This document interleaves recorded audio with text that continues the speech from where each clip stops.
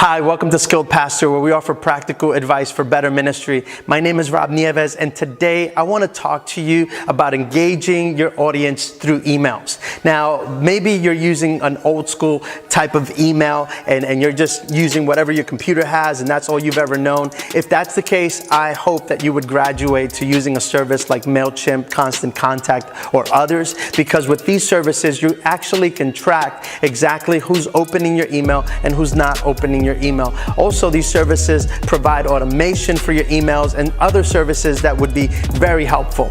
But even when you're using these services, you should know that people typically don't open their emails, at least not at the percentage rates that we wish they would. Now, they do open them, and it's still a viable way of communicating with your people. In fact, I think it's probably the best way of communicating with your people. But even companies that are catering toward hobbies say that their open rate is only about 28%. Only about 28%. Those are hobbies, things that people actually love doing. Only 28%. Now, it goes even lower when it's advertising and marketers. It goes down to 17.85% according to MailChimp.com. So not a whole lot of people are opening emails, but people are opening emails, and it's definitely a way that you need to be communicating with your people.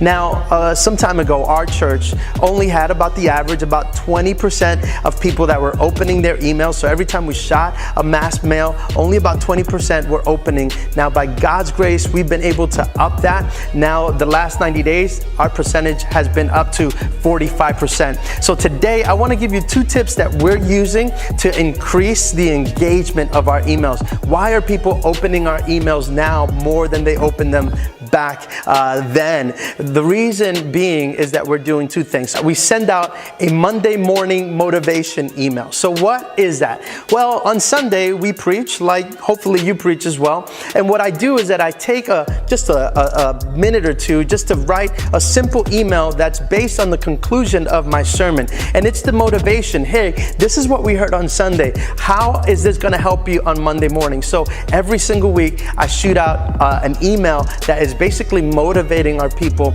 to continue with the message that we just preached to them on Sunday. Now, when do I do this? Do I do it on Monday morning? Actually, no. I do it ahead of time. And the reason I use MailChimp actually. The reason we use that is because by using MailChimp, I can go ahead and automate that so that it automatically is scheduled to send it out on Monday morning. So Monday morning, when people are thinking, oh, I do not want to go to work today, they get a message from their pastor every single Monday, and it encourages them, and we're finding that people are opening those emails and reading them.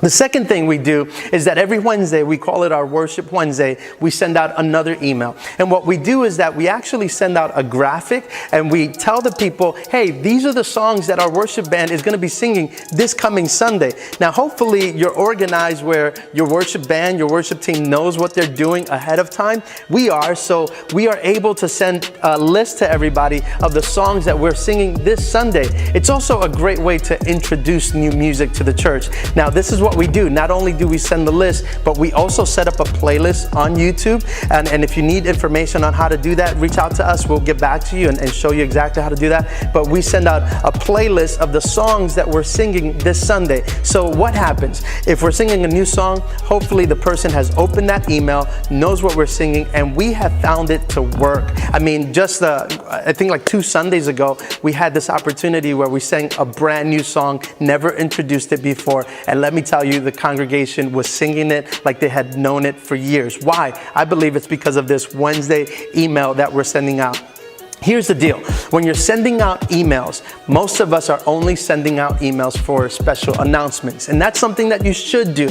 But you should never do that at the risk of not giving them value through their email. So what you need to do as a pastor, as a leader in your church, what you need to do is make sure that you're sending out valuable information for people via email, information that they're going to want, information that they need. So you want to be giving them value value, then when you shoot out an email with an announcement, well, they're thinking, well, this makes perfect sense because they've been always giving me value. So that's the way that you engage your audience through email. And I want to recommend for sure MailChimp.com. You can go up to 2,000 emails and it's absolutely for free. So if you need more information about that, go ahead and contact us. We'd love to help you with that. But that's how you can engage your audience through email.